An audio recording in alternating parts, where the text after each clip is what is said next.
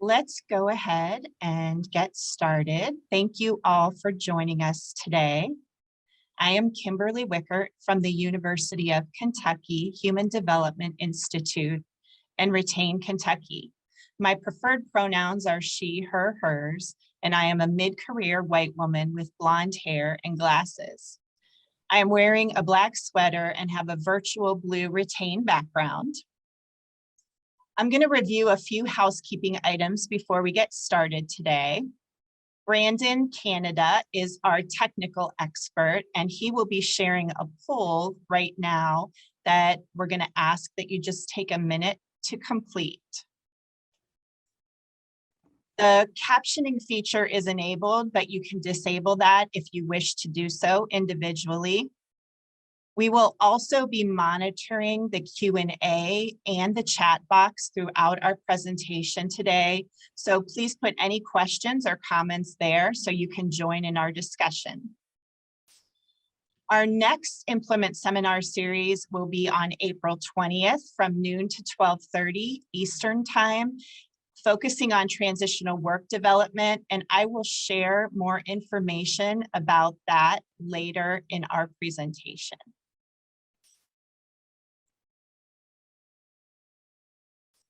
Our objectives today are to define inclusive communication, improve awareness, knowledge, and understanding of communication support needs, and finally, to learn inclusive communication techniques. Our course materials today will be available at the link listed here in a few days following the presentation. And this link is also in our chat for you to copy and paste.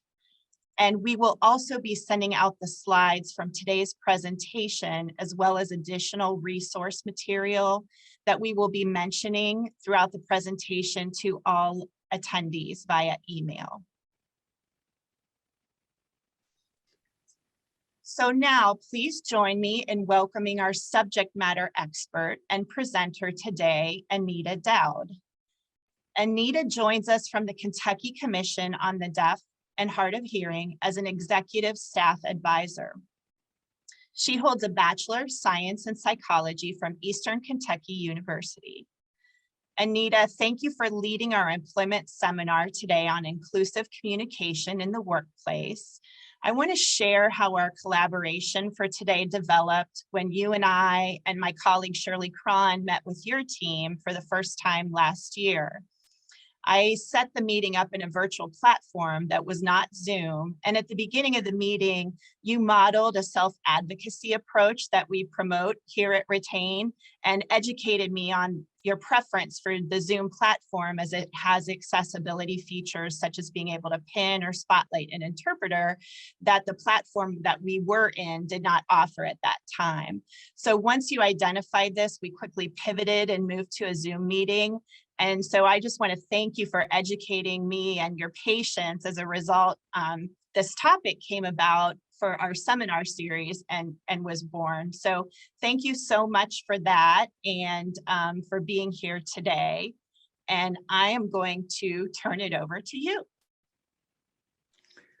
Hi, hello everybody. I'm happy to be here today. Real quickly, I'll tell you just a little bit about KCBHH. We're a very small state agency located in Frankfort. We currently have 12 staff. We do a lot of work behind the scenes. A lot of people aren't familiar with us, but we have several mandates, and probably the most important one is to advise the governor and the General Assembly of the needs of individuals who are deaf and hard of hearing.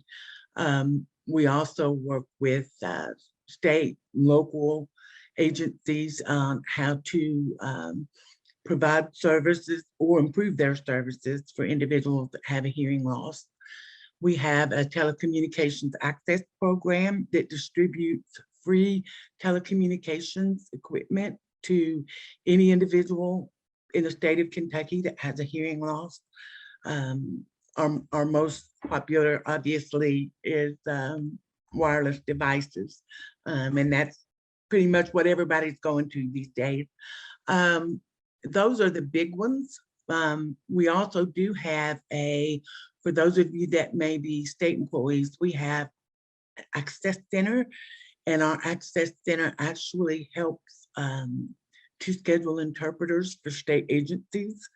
We do not use that or do that for consumers, doctors, lawyers, things like that. It's only to help state agencies. So if you're a state agency that needs interpreting services, you can contact us, and our Access Center staff will actually arrange that interpreter for you. And then of course the pay and everything is between your agency and the interpreter, but we can locate the interpreters and get them scheduled for you. But our website is kcdhh.ky.gov, and all of our information's on there. That's great. Thank you so much. And we will get that in the chat as well. So thank you for sharing that information and for being here with us today. We're going to get the input of our attendees, and I'd like to ask you to share your definition of inclusive communication in the chat box. So we'll pause for just a minute so you can enter your thoughts on what inclusive communication means to you.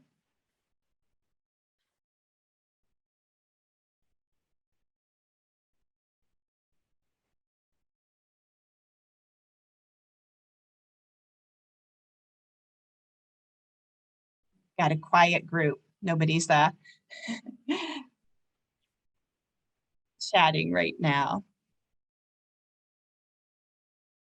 All right, multiple forms of accessible communication where we're trying to include everyone and accommodate questions. Great. So what we are going to use as our definition today, which for inclusive communication, is recognizing that people understand and express themselves in different ways. And inclusive communication promotes sharing information in a way that everybody understands. So with that, let's talk about who benefits from communication support.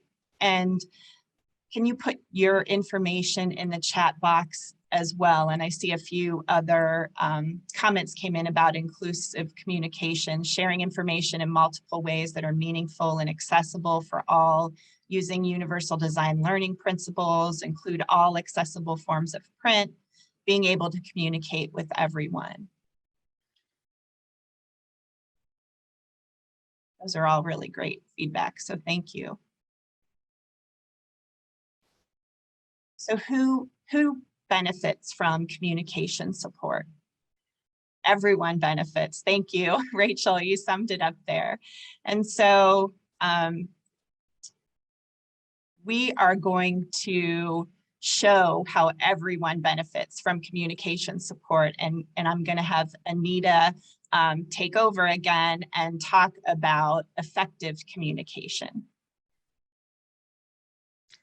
Yes, when I first met with Kim and we were talking about inclusive communication, it kept throwing me off because I'm so used to the federal government's definition as it applies to deaf and hard of hearing individuals, and that's effective communication. And basically that's what all the federal laws require. It doesn't matter exactly what method or mode is used as long as the communication is effective.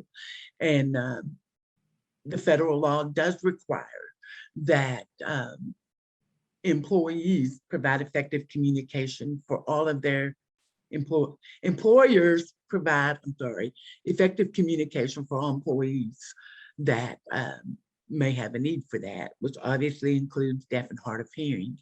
And that applies to any step in the employment process, from the interviews to the hiring process, training, any kind of disciplinary actions, meetings.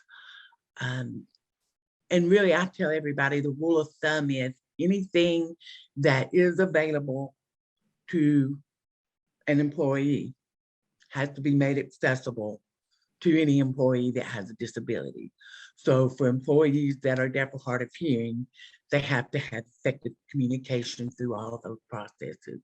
And it could be interpreters, it could be note takers, it might be job restructuring, it could be captioning for meetings, for Zoom meetings, virtual meetings, or in-person meetings,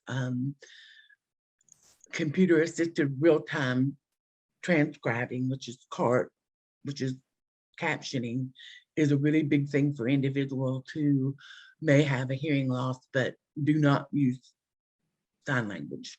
So the CART provides captioning verbatim of what's happening. So that's a big one that a lot of people aren't familiar with. But again, the actual accommodation could vary depending on the individual. Kim.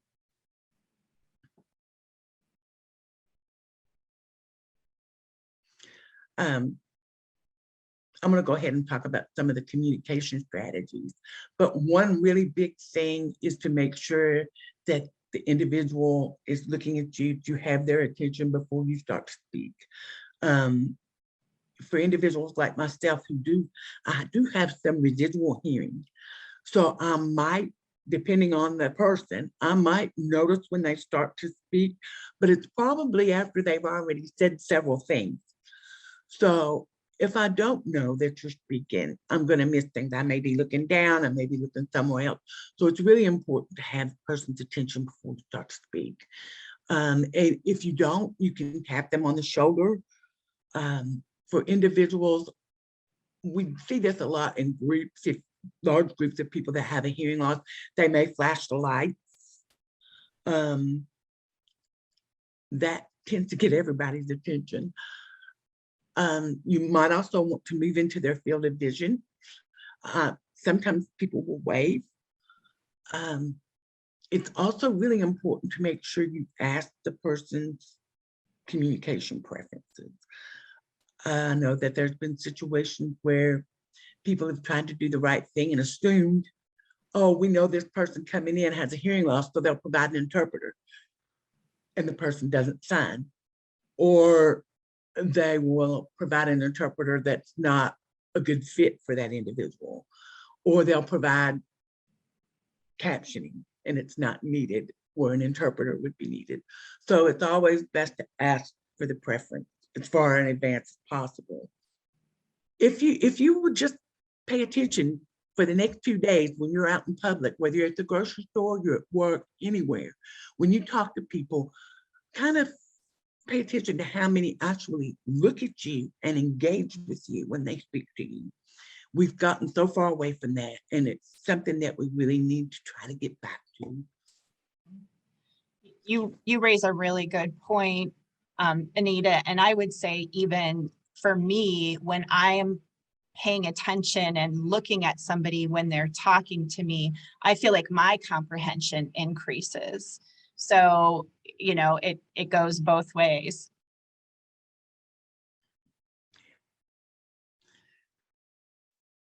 Some more strategies are looking at the person, maintain eye contact. Keep in mind there are some individuals that don't make eye contact, but for the most part, you want to have eye contact. You don't have to really draw things out. You don't need to over pronunciate things because that can make it look like you're yelling. It can make it look like you're angry. If you say something a couple of times and it doesn't register, you might want to rephrase it. Sometimes there's so many, for those of us that depend on lip reading, there's so many words that look the same. And there's also words that sound very similar. So sometimes if you rephrase things, it'll mix it up just enough that it will help us to figure it out. And be aware of background lighting. If you're in front of a window, anything that might create a silhouette or just an outline of you, that can be really difficult. Minimize background noise. Those of us that do have residual hearing that use amplification, whether it's a hearing aid or a cochlear implant, sometimes they're really bad about picking up all the background noise and drowning out the voices that we really need to hear. So if there is background noise, try to minimize that when possible.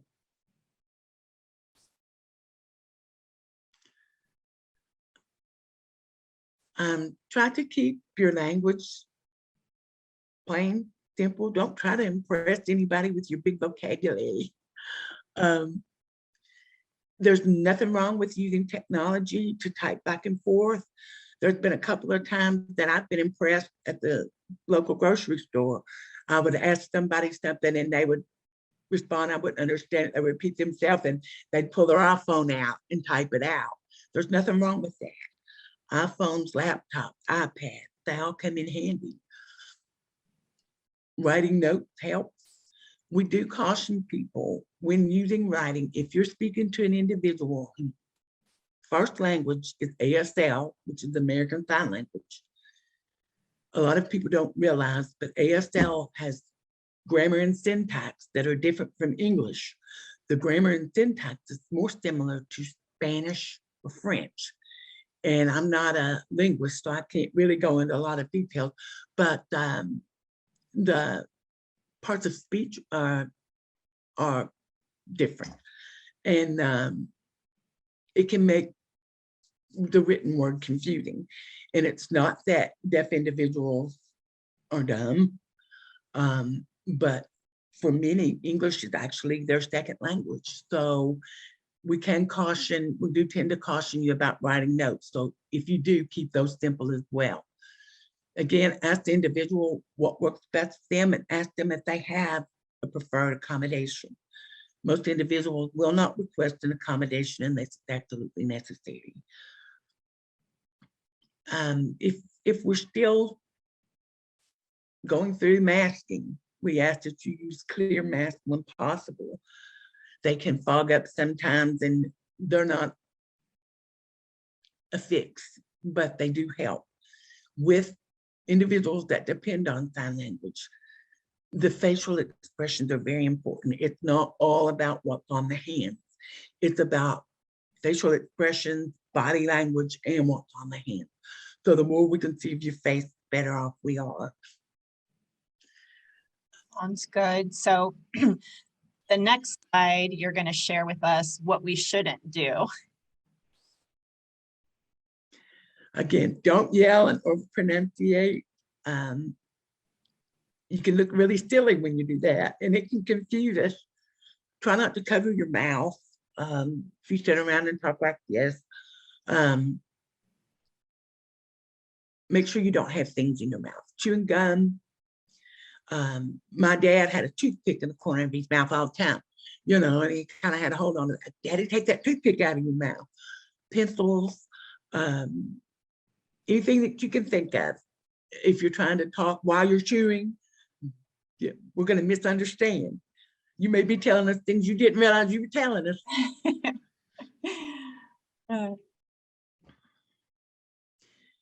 Just a few words about lip reading. They've done studies over the years, and at best, it's only 60% accurate. So that leaves a 40% margin of error there. So we're looking at 50-50 almost. It's one small part of the whole thing, but it should never be something that's dependent on 100%. Let's see.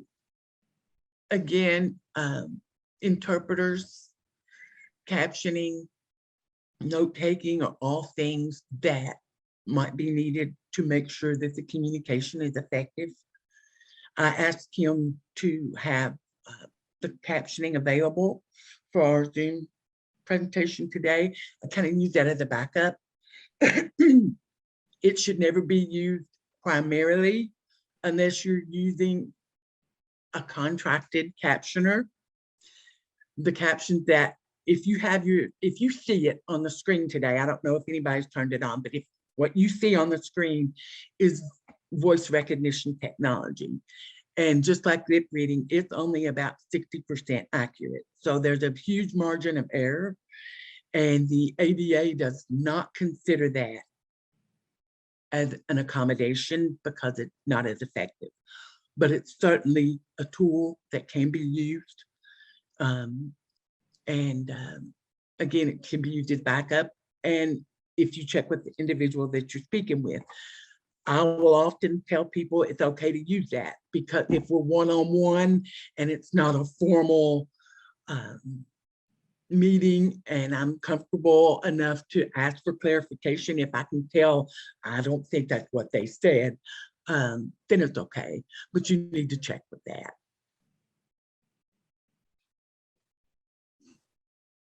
This is just Again, specific. accommodations can take time. So if you know that you're having a meeting or an event where you're going to have individuals attend that need accommodations, you need to probably reach out to them and find out what the best accommodation is for them as far in advance as possible. We always tell people we like to have a 2-week notice to schedule interpreters, because we don't have nearly as many as we need in the state, and they're spread out all over the state. So it may take some time to find one.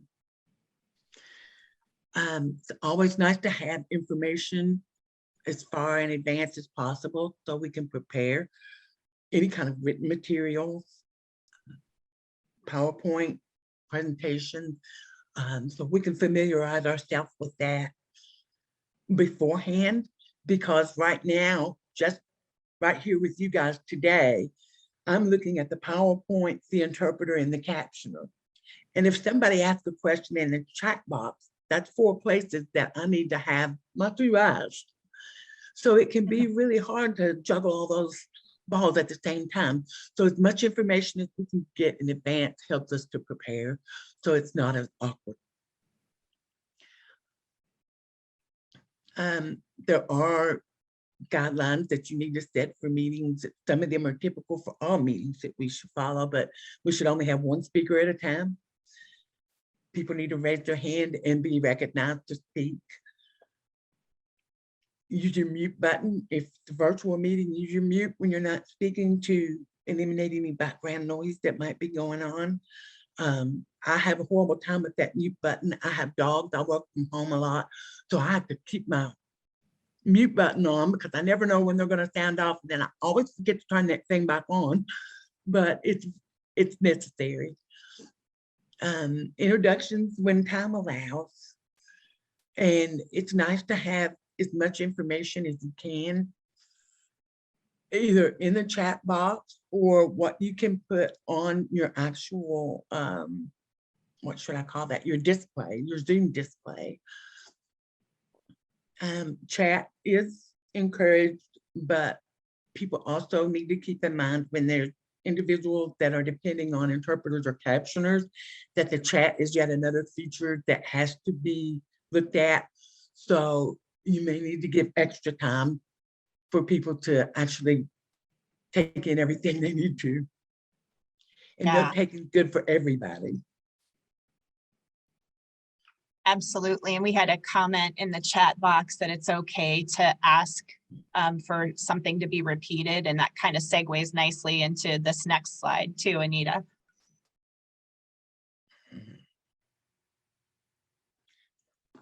A clearly stated agenda. Do you want to talk about this, Kim? Sure. Yeah, I'll give you a break. You can take a rest for just a minute. You've been sharing a lot of great information. So we want to make sure that your meeting has a clearly stated purpose, and that when somebody does put information in the chat box, that you read that aloud as soon as possible so it's relevant to what you're talking to at that time, and don't wait for 5 or 10 minutes later when you've moved on to another topic. It's okay to use common terms and phrases like "see you later" or "let's go for a walk" around people with disabilities. And as we mentioned, it's okay to repeat questions or ask someone to repeat what they've said when needed. The other thing that you want to consider is using written directions, checklists, and even checklists that have symbols or pictures for individuals who may have augmentative or alternative communication needs. That's important. And then use polling options as well. Polling gives a team an opportunity to reach consensus during a meeting. And also tools like integrated polling in Zoom allow you to collect feedback from your team during a meeting, ask questions to receive anonymous feedback. And one of the resources that we'll send out in the email to everyone who attends today, and it'll also be in our course resource link, is HDI's accessible technology information, which will give you a lot more information as well. So Anita, that was great information. Thank you so much for all of that. I'm going to expand upon, you had introduced us to plain language. And so looking at additional ways to enhance accessibility in communication includes using plain language and literal language, as well as checking the readability of your writing. Those are all strategies to increase accessibility in communication. So you may ask, well, what is plain language? And tips for using plain language are to include only information that applies to the reader and what the reader needs to know, what they need to do, and keep it simple and concise to that information. And I'm going to pause just for a moment and check and see if there are any questions in the chat, and it doesn't look like there are. So I'm going to expand a little bit and take it a step further. Using visual information combined with plain language helps all employees, including those that speak English as a second language. Plain language combined with a visual can increase employees' comprehension and retention of information. And it can also increase comprehension of information with just a quick look. And in the next slide, we're going to give you an example of this. This is the Center for Disease Control's Wash Your Hands poster. We've all seen a lot over the last few years, right? But this is a great example of using visuals with plain language. You can take a quick look and you can see the plain language and also the graphics that play out with that language, and really helps people to be able to quickly see and understand. So literal language means exactly what it says. So for example, it was raining a lot. That's literal language, compared to figurative language that is symbolic, suggested, or implied, such as it is raining cats and dogs. And so we all benefit from using literal communication and literal language. What you want to do is avoid using idioms, jargon, acronyms, and sarcasm. And so, let me go back, sorry. An idiom is a phrase whose meaning isn't clearly connected to the actual words. So an example of that is saying something is a piece of cake instead of saying it's easy. Jargon consists of words or expressions that are used by industries or professions. Examples of jargon include drill down, best practices, and getting the most bang for your buck.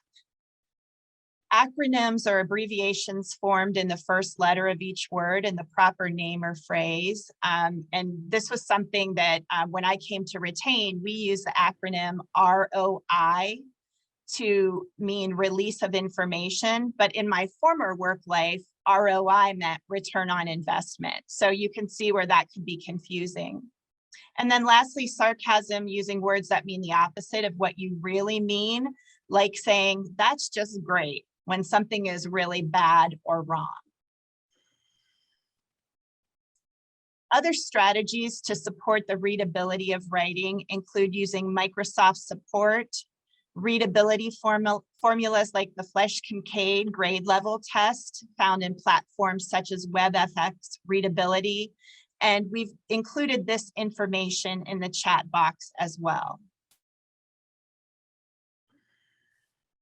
Thanks to Anita's strategies that she outlined today and had shared with me a few weeks ago, along with my HDI colleagues, Jackie Kearns, Bev Harp, and Haley Potter, They all helped develop this employer tool to promote inclusive communication in the workplace. So this too is available in our link to the course materials in the chat and will be emailed to you with the resource materials. So check it out and use it in your workplace. Our retained return to work coordinators support inclusive communication approaches. Let us help increase your inclusive communication in your workplace and help participants learn to communicate self-advocacy through our self-advocacy approach. You can call us at 859-562-351, email us at retain@uky.edu, or visit us at kyretain.org, and you can check out our employee screener there as well. So as we wrap up today, I would like to remind you that today's recording, as well as all of our past recordings, are available on our Retain Kentucky Media YouTube link, which is in our chat box. And so check it out. If you want to rewatch today's recording, it'll be there in a couple of days, or if you want to see past recordings. And workers who have had illness or injury can often stay at work or return to work in transitional duty capacities. As employers, we often think we need to have a bank of transitional duty jobs on hand for those workers. A transitional work program identifies a written process and steps to keep these employees at work, as well as who is responsible for actions involved for a transitional work program to be successful.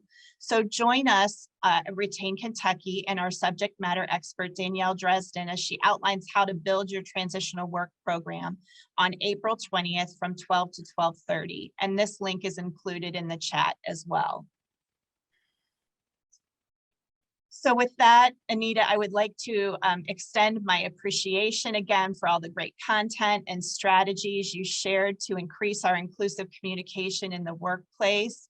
It's been really educational.